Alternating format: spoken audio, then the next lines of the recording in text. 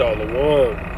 Before I get started, as always, I want to give all praise to Yahweh, Bahashim, Yahweh Shai, Bahashim, Kakwadash. Double honors to the apostles, the elders, of great millstone while learning this truth. Peace and blessings to the elect out there scattered abroad. Pushing this truth on the four corners of the earth. Risk the lives and freedom to do so. It's the brother Tazamak coming back with a quick one. I'm going to call this the bad times are inevitable. Okay? And that's the truth. There is no getting around the bad times. There's no getting around it. You know?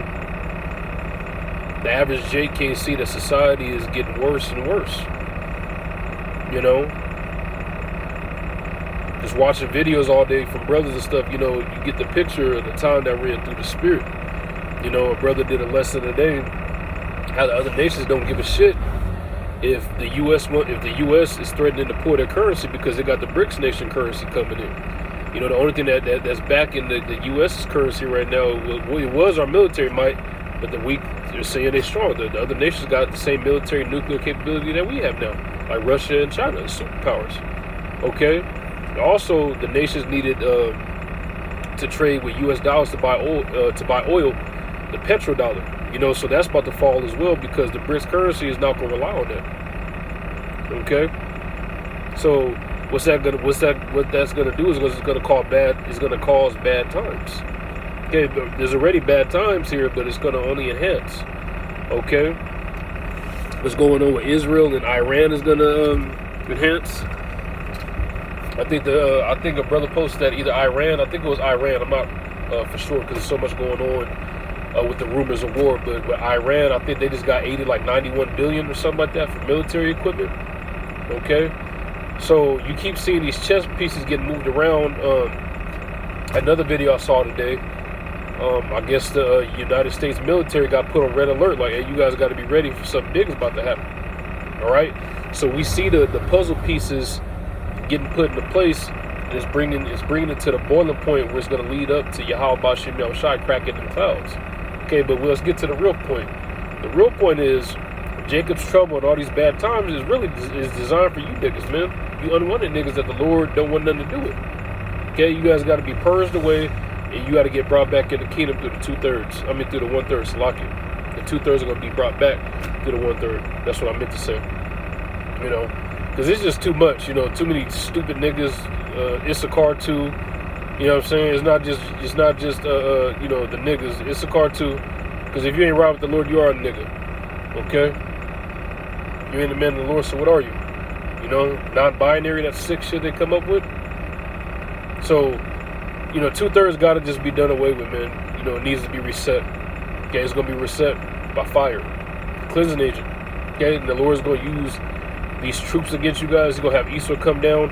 You guys are going to really pay for not getting right with the Lord when he gave you liberty to get right with him. Okay? So I'm going to start off with the book of Isaiah, the first chapter.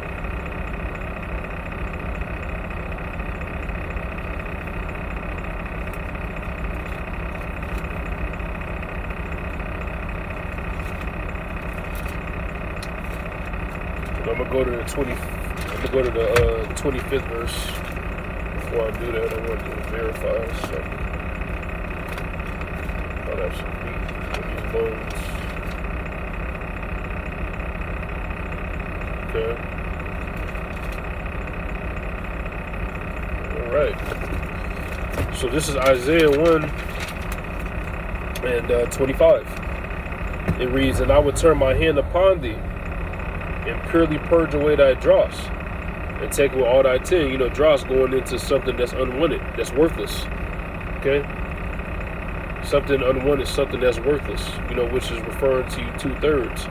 Okay, it says, purge away thy dross and take away all thy tin. Tin is like that useless piece of shit metal, the low grade, right?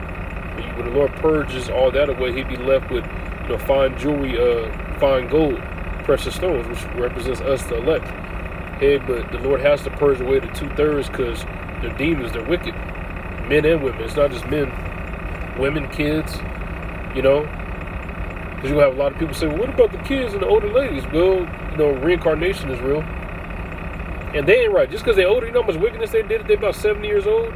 In Babylon, all them years of being in the free world, you know, you got to imagine, you know, we was tore up before we came to this knowledge. We was much younger. So imagine somebody that did 50 plus years here, not having Yahweh Bashim Al-Shai, not having the law, statutes, and commandments, just do as I will.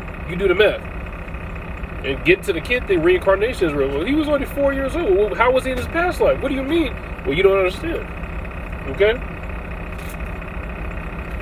Of course, I got to go to Zechariah, the 13th chapter. Okay? Because it gets directly to the point. All right? So I'm going to go to Zechariah,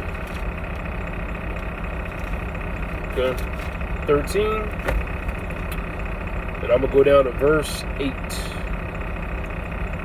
And it shall come to pass that in all the land, saith the Lord Yahweh Ba'ashem Yahweh Shai, 2 parts therein shall be cut off and die. Okay? But the third shall be left therein, the land. I'm talking about Babylon the Great.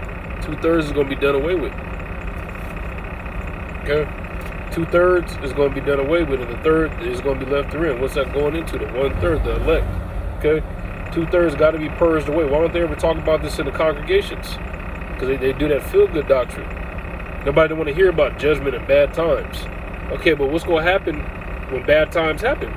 You're going to have the famine of the word, and you're going to have the preacher scrambling for answers. He's going to try to scramble for answers because he still want that check he get from the congregation. That 501c3. Hey, Pastor Jenkins, what's going on with World War III? Oh, you know, the Bible doesn't talk about it, but if we put our trust in the Lord, we'll make it. Well, what's the Lord's name? Oh, Jesus Christ. That's not his name. See, they're going to be scared too, and I can't wait to see them scrambling and shaking in their boots. Okay?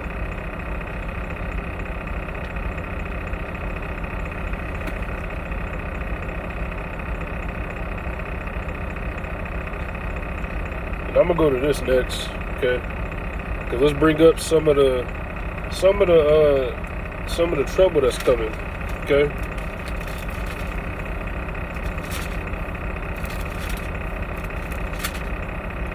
This is Isaiah 13, and I'm going to start at 17. Behold, I will stir up the Medes against them, which shall not regard silver, and as for gold, they shall not delight in it. The Medes, modern-day Russians. Okay? So it's not just the Russian troops that are going to come over here. It's highlighted right here, but it's going to be, you know, Chinese, Moab troops. You will have, you know, the North Korean or South Korean troops over here. You know? You will have the other nations sending their troops over here too. We're not going to just send our troops over there and be kicking it like it was during the Iraq War. It's going to be all hell breaking loose during that time. Okay? And they should not regard gold or silver because you're not going to be able to bribe these troops, man. You're not going to be able to say, I got a new Lexus in the garage. You want it? Let me and my family go. All right, don't worry. What use is a fucking car going to be in that day? All hell's breaking loose. A new luxury car. They don't give a shit. They're coming for blood, man.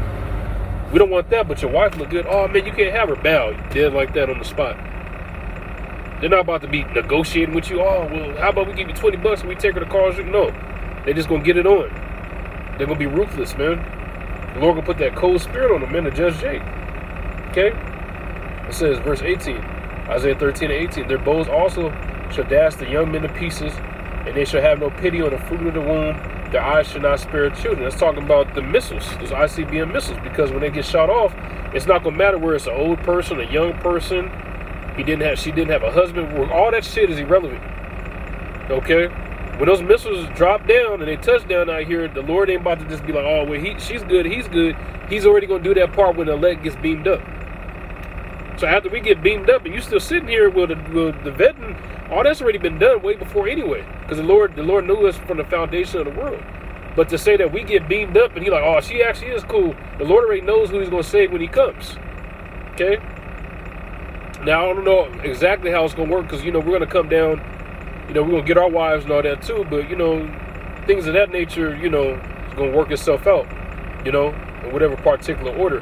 But we're going to get our new bodies, you know, we're going to get our wives, you know, Abarazah, our kids can make it, things of that nature. Okay, but if you're not getting beamed up right before this missile hit, hey, it's game over. It says, in Babylon, the glory of the kingdoms and the beauty of the Chaldees, America, It says the beauty of the Chaldees' excellency shall be as when the Most High overthrew Sodom and Gomorrah. Okay, again, that's going into America. Okay, because the modern day Babylon is still standing today. Okay, and the modern day Babylon was not destroyed. It was not destroyed by fire and brimstone. Because what did the Most High do to Sodom and Gomorrah? Okay, He destroyed it with fire and brimstone. Okay, so the same thing is going to happen this time around, except it's going to be a fire of a whole nother level, a whole nother magnitude. It's going to be those ICBM nuclear missiles, man. And they're going to be terrible. You know, you got to see these TikToks that brothers be posting, these videos that brothers be posting, talking about the missiles. I'm not tech savvy, you know, I'm not good at doing the editing and all that, but if I could throw, you know, some clips in there, you know, for my upcoming lessons, I will. But that's the devastation that those missiles are going to have in this place. You know, I was watching today, it could take 3 missiles from Russia to destroy the whole United States. But the Lord does everything in dramatic fashion. There's going to be thousands of missiles, hundreds of missiles. Okay? And it says, 20, it shall never be inhabited, neither shall it be dwelt there from generation to generation. Okay? Neither shall the Arabian pitch tent there, neither shall the shepherds make their fold there. You know, so you're not going to be able to live here. Just like Sodom and Gomorrah, you're not going to have no resources. The Lord is going to dry this land up. Arabian pitch tent. You got some Arabians out there that they like to camp with their camels and all that shit. You're not going to be able to do that out here. Okay, you might be able to get away with it in Victorville or something like that, but even that's going to get burned up. That's a part of Babylon the Great. Arizona, a part of Babylon the Great. Okay, so you're not going to be able to inhabit this land, no matter if you a nature seeker, outdoor diver, whatever the hell those guys call themselves. Bear Grylls, or, you know what I'm saying? The crocodile hunter. There ain't going to be no niggas like that walking around setting up tents. There's not going to be no resources. Okay? Verse 21, but wild beasts of the desert shall lie there. See? It's going to be, the place is going to be inhabited by desert creatures after the nuclear missile, after the smoke clears, after it cools down. Okay? And their houses shall be full of doleful creatures, see? And owls shall dwell there, and satyrs shall dance there. And the wild beasts of the island shall cry in their desolate houses. And dragons in their pleasant places, and her time is near to come, and her days shall not be prolonged. Okay, her time, you know, talking about Babylon the Great. It's going to be destroyed. It's going to be wiped out soon.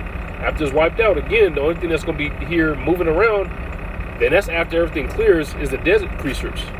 Okay? That's after everything, the smoke, the heat, all that calmed down. Then the desert creatures are going to inhabit this place. And the first job of you elites is going to be burying the dead. Because I'm going to get on y'all next, man. I got to do a lesson on how we're going to conquer you fools, man. I'm going to close with this. In the book of 2nd Ezra. Okay, I'm going to go to the 2nd chapter.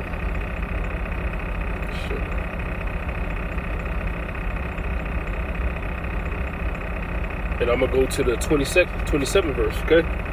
And it reads, be not weary, for when the day of trouble in heaven is coming, okay? I was just going into that, okay? Others shall weep and be sorrowful, because you guys took this time for granted, thought this shit was a joke.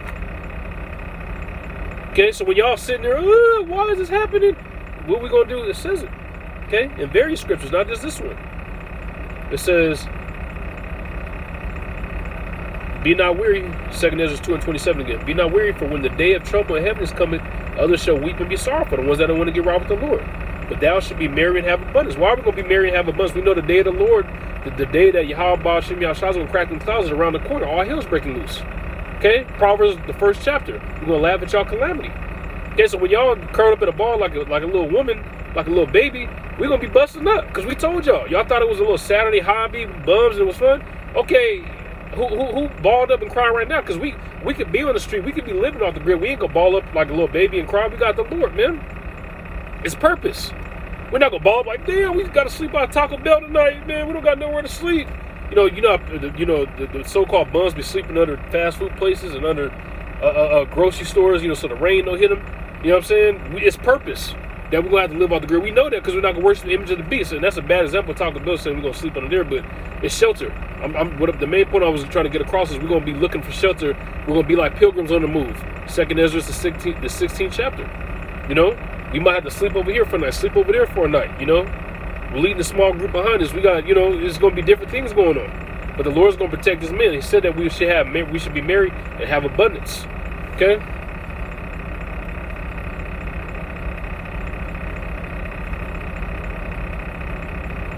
Because the Lord is going to provide for us. We shall eat, you should be thirsty. We should eat, you should be hungry. All that is coming for the men of the Lord, as long as we hold it down to the end. Lord's with us was an edifying lesson. With that, I'm going to say shalom.